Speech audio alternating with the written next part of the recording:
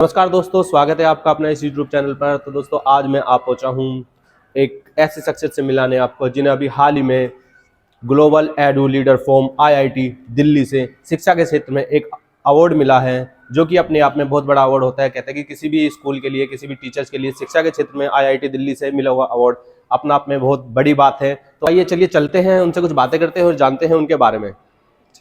Hello sir, सबसे पहले तो आपको congratulation. Thank you so much. आपके लिए एक बहुत बड़ी बात है कि आपको आईआईटी दिल्ली से, जो कि हर एक टीचर का सपना होता है कि एक अवार्ड मिले, आपको वो अवार्ड मिला है। तो आपको कैसा फील हो रहा है अभी? देखिए, मैं ऐसा समझता हूँ कि ये तो एक अवार्ड सिर्फ एक पेरेंटिंग का अवार्ड नहीं है, और ये ना ही सिर्फ मेरा अवार्ड है, और ये मैं इसको एक अवार्ड नहीं समझता हूँ। मैं ऐसा समझता हूँ कि ये एक शिक्षा के क्षेत्र में मुझे और भी प्रेरित कर रहा है कि मैं और भी बदलाव कर सकूँ।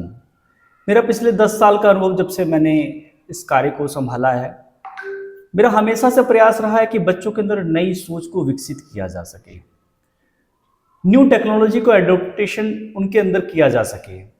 मेरी कोशिश यही रही है कि बच्चे जो गलत रास्ते पर चल रहे हैं उनको मैं पर्सनल काउंसलिंग करके उनको आगे बढ़ा सकूं। और मैं अपने आप को बहुत ही अ, सौभाग्यशाली समझता हूं कि मुझे एक ऐसे महान शख्सियत का नाम मिला, अटल जी नाम।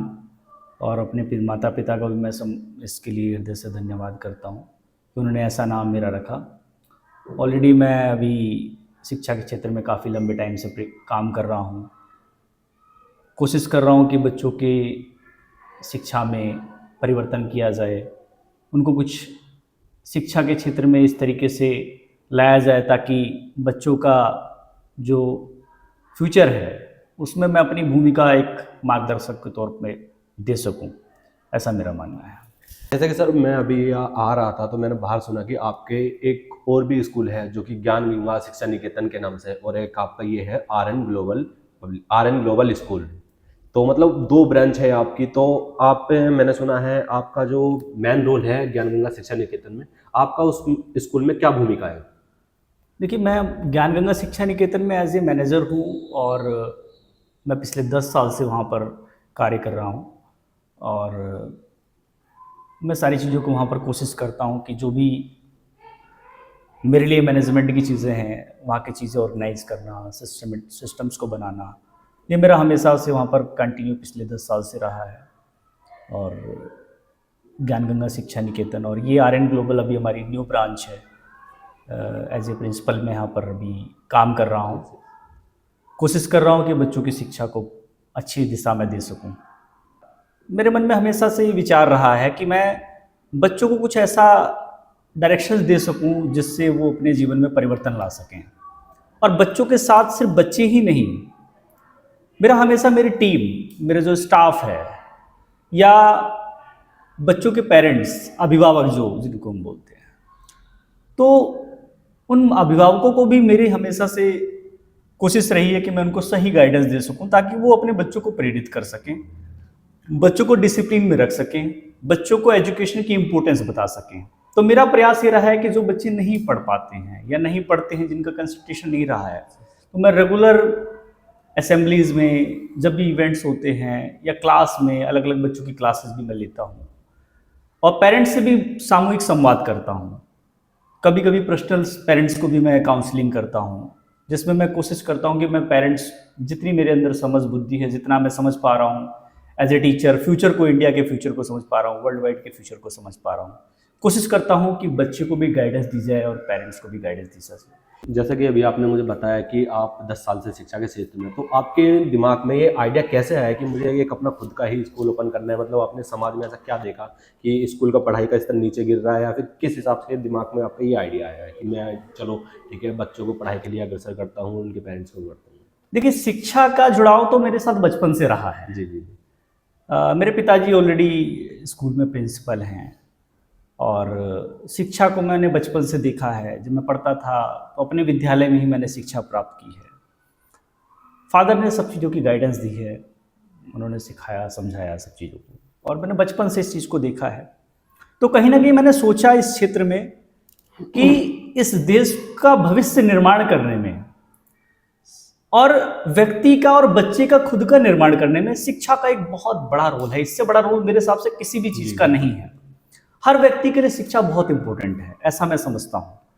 तो इस शिक्षा के क्षेत्र को इसलिए मैंने चुना, और पिताजी ने, फादर ने मुझे हर कदम कदम पर गाइडेंस दी, और मेरे बहुत सारे टीचर्स भी रहे हैं जिनसे मैंने बहुत कुछ सीखा है, और उनको मैं कोशिश करता हूँ कि उनको जीवन में मैं उतार करके बच्चों को, जो आने वाली जो नई पीढ़ी है, उनके जीवन में उन सब चीज़ों को डालूं। इसलिए मैंने शिक्षा के क्षेत्र को चुना। आजकल ऐसा भी है ना, कुछ स्कूलों में फीस तो बहुत ज़्यादा है लेकिन पढ़ाई उस स्तर की नहीं है, तो उस बारे में देखिए, स्कूल की फीस का स्तर स्कूल के सराउंडेड एरिया के अकॉर्डिंग होती है, और स्तर अगर किसी स्कूल का ज़्यादा है फीस का, तो वहाँ व्यवस्था उस हिसाब की है। तो स्कूल की फीस का स्तर इतना अभी ज़्यादा भी नहीं है और बहुत कम भी नहीं है, लेकिन समाज के अनुसार कोई भी स्कूल अगर संचालक है, कहीं पर भी कोई स्कूल चल रहा है, तो वो कोशिश ये की जाती है कि वहाँ का इन्वायरमेंट कैसा है, वहाँ की लोकेलिटी कैसी है, उसके अकॉर्डिंग वहाँ का फीस स्ट्रक्चर रहता है। जैसे कि अभी आपने बताया था कि आपका एक प्रिंसिपल मैनेजर हुआ आप अभी ज्ञान गंगा स्कूल के, तो अप्रोक्स उस स्कूल में कितने बच्चे होंगे स्टूडेंट? अभी हमारे वहाँ पर 800 अबाउट स्टूडेंट हैं, लगभग 800 बच्चे हमारे पास वहाँ पर हैं जो कंटिन्यू। 800 बच्चे। 800 बच्चे। तो देखिए, स्कूल में रूम्स तो सफिशेंट है हमारे पास, लगभग 25 रूम्स हमारे पास हैं। स्टाफ भी हमारे पास 25 के अबाउट में है, और बाकी सभी क्लासेस भी हैं, साइंस लैब भी हमारे पास है, कंप्यूटर लैब भी है। हमारी इस ब्रांच पर भी, आर एन ग्लोबल पर भी सारी व्यवस्था है। यहाँ पे हमने एयर कंडीशंस भी बच्चों के लिए फैसिलिटी दी हुई है। ये अभी आपका जो ये आर एन ग्लोबल स्कूल है, इसका भी फर्स्ट सेशन है, तो इस बारे में आप क्या कहना चाहोगे? अभी मैं देख ही रहा था, जैसे मैंने स्कूल में एंट्री करी, एक अच्छा प्लेग्राउंड मुझे देखने को मिला है, और प्लस बच्चों में जो छोटे बच्चे होते हैं उनके लिए कहते हैं ना किड्स जोन भी आपने बनाया गया है। तो इस बारे में आपका मतलब क्या है कि बच्चे, एक होता है ना कि हर स्कूल में जो है किड्स का जोन नहीं रहता है, बच्चों का प्लेग्राउंड नहीं रहता है, तो ये आपके दिमाग में कैसा आइडिया है कि छोटे बच्चों के लिए किड्स जोन बनाया जाए? देखिए, छोटे बच्चे जो होते हैं, ये इनको किडन गार्डन हम लोग बोलते हैं जी। ना। लोअर किडन गार्डन हमारे यहाँ क्लासेस होती हैं, अपर किडन गार्डन होती है, तो LKG UKG। तो हम ये चाहते हैं कि इनका एनवायरनमेंट अलग हो, और ये जो छोटे बच्चे होते हैं, इनका खेलने का माहौल अलग हो। तो इसलिए हमने इस क्लास को डिज़ाइन किया ताकि बच्चों का एक इंटरेक्शन अपने आप में अपने क्लास के बच्चों के साथ अलग रहे। और बड़े बच्चों के लिए हमने बाहर प्लेग्राउंड दिया हुआ है। तो हम यही चाहते हैं कि भाई बच्चों का, क्योंकि छोटी एज एक अलग होती है और बड़ी एज एक अलग होती है, तो दोनों का माइंडसेट और अलग होता है थोड़ा सा। और हाल ही में मैंने अभी देखा था कि एक लैब है, कंप्यूटर लैब, वो उसमें भी काफ़ी सारे कंप्यूटर्स रखे थे, तो मतलब इसमें कंप्यूटर लैब भी है। तो पर बच्चा किस क्लास से स्टार्ट होता है कि किस क्लास से लेकर बच्चा कंप्यूटर लैब सीख सकता है? क्लास फर्स्ट से हम लोग स्टार्ट करते हैं अपने स्कूल में। क्लास फर्स्ट से 8th क्लास तक के बच्चों को हम लोग सभी को कंप्यूटर लैब की क्लासेस देते हैं, उसके अपडेट हैं, और सभी के लिए हमारे पास पूरी व्यवस्था, बड़ी कंप्यूटर लैब हमने बनाई है, बच्चों के लिए पूरी व्यवस्था है, और लेटेस्ट जनरेशन अगर मैं नॉर्मली अगर मैं बात करूं कि इस स्कूल में जैसे बच्चे से आए, गर्मी का सीजन होता है, काफ़ी गर्मी होती है, तो गर्मी से कैसे नहीं हो, उसके लिए क्या है आपके क्लास में ये व्यवस्था? हमने पूरे स्कूल में हर क्लासेस में एयर कंडीशन हमारे पास, AC लगा लगा हुआ है, ओके। और लेडी सोलर पैनल हमारे पास पूरा कंप्लीट है। तो सारी व्यवस्था हमने कोशिश करी है कि यहाँ के भी लोगों को, जो बड़े सेक्टर्स में, जो स्कूलों में जो सुविधाएं होती हैं, हमने कोशिश करी है कि यहाँ के भी पेरेंट्स को ये वो सुविधाएं मिल सके। वो बहुत मिनिमम बजट में, बहुत मिनिमम बजट हम लोगों ने रखा है बच्चों के लिए, और हमें पेरेंट्स का बहुत अच्छा यहाँ पर सपोर्ट मिल रहा है। पेरेंट्स भी बहुत अच्छे हैं यहाँ पर, बच्चे भी हमें बहुत अच्छे यहाँ पर मिल रहे हैं। बच्चे का डिसिप्लिन बहुत अच्छा है यहाँ पर, मैंने जैसा देखा है। और पेरेंट्स भी आते हैं, तो पेरेंट्स का कम्युनिकेशन, पेरेंट्स का डिसिप्लिन, पेरेंट्स का इंस्ट्रक्शन बहुत अच्छा है। बहुत अच्छे पेरेंट्स हैं यहाँ पर। जैसे कि बच्चों की फिजिकल हेल्थ के लिए तो प्लेग्राउंड है, छोटे बच्चों के लिए भी है, तो मतलब फिजिकल हेल्थ तो उनकी हो गई, मेंटली भी, लेकिन उनकी कम्युनिकेशन स्किल्स में कैसे सुधार ला सकते हैं, उसके लिए आपका क्या प्रयास है? नहीं, वो तो हम कंटिन्यू कर रहे हैं स्कूल में अपने कम्युनिकेशन स्किल पे बच्चों के लिए।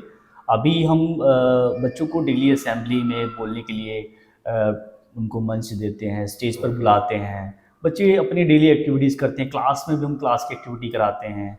अभी हमारे आगे की सिलेबस में हम लोग प्लानिंग कर रहे हैं कि बच्चों को शो एंड टेल कराया जाए। तो अलग अलग हम लोग वो कोशिश कर रहे हैं कि अभी हमने कुछ टॉपिक्स दिए हैं बच्चों को स्पीच देने के लिए, तो तो अलग अलग जो भी इवेंट्स होते हैं या कोई फंक्शन होता है, कोई सेलिब्रेशन होता है, कोई फेस्टिवल आता है, तो हम बच्चों को उसमें गाइडेंस देते रहते हैं। हमारे टीचर्स इन सब चीज़ों पे कंटिन्यू काम करते हैं। हम लोग करिकुलम इस तरीके से हमने डिज़ाइन किया हुआ है, तो बच्चों को मौका देते हैं, चांस देते हैं कि वो बच्चा बोले, क्योंकि जब तक बच्चा बोलेगा नहीं तो उसकी हेजिटेशन रिमूव नहीं होगी। बिल्कुल। तो ये बहुत बड़ी चीज़ है जो आपने पूछी है मुझसे, तो हम इस पे कंटिन्यू काम कर रहे हैं और हमारे यहाँ बच्चे बोलते हैं, बहुत अच्छा बोलते हैं। कम्युनिकेशन स्किल भी बच्चों की बेटर होनी चाहिए। हाँ। ये भी आपके स्कूल में बहुत अच्छी चीज़ है। और जैसे कि मैं अभी आपका स्कूल मैंने अभी देखा, स्ट्रक्चर देखा, पर रूम में एसी लगी हुई है, ग्राउंड भी है, और फीस की जो आपने मुझे बताया उतने कम बजट में आप ये सब कैसे मैनेज कर लेते हो? मतलब फीस भी आपकी इतनी कम है और स्कूल में इतनी सारी सुविधाएं दी हैं, हाउ कैन यू मैनेज?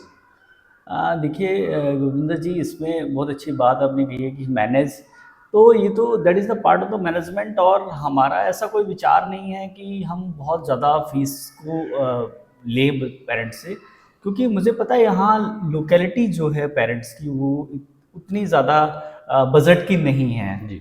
तो हमें हमारा प्रयास यही है कि हम इस स्कूल को यहाँ की लोकेलिटी में उस लेवल पर स्टैंड करें कि जो बाहर के जो बड़े बड़े स्कूल हैं, जो बड़े बड़े जो बहुत बड़ी फीस जो लेते हैं, खैर उनका इंफ्रास्ट्रक्चर भी उस लेवल पे रहता है, सब चीज़ें रहती है, लेकिन हमने यहाँ पर इस कम बजट में इसलिए किया क्योंकि इनकी भी बच्चों को सारी सुविधाएं मिल सकें। हमने फर्स्ट सेशन में बड़ी लैब को दिया है बच्चों को, अभी हम आगे भी बहुत सारी चीज़ें प्लस बच्चों को स्टाफ की सैलरीज भी आपको देनी होती है, प्लस इतना सारा खर्चा एक्सपेंडेंस नहीं, ऑल चीज़ मैनेज्ड है, नो इशू, सब कुछ ठीक है। और पेरेंट्स भी टाइमली हमारे यहाँ फीस सबमिट करते हैं, इसमें भी कोई दिक्कत नहीं है। तो प्रयास हमारा यही है कि हम एक कम बजट में बच्चों की कम बजट में बच्चों को हम अच्छी व्यवस्था दे सकें, ये हमारा प्रयास है। और that is not a big fee, छोटी फीस में हम लोग कोशिश कर रहे हैं। तो मतलब आपका सीधा सीधा सा मोटिव ये है कि हर बच्चा शिक्षित हो, अच्छी Right. स्किल ले Yes, और yes. देश अपना विकसित करे। Yes yes yes. बहुत अच्छी बात है कि चलो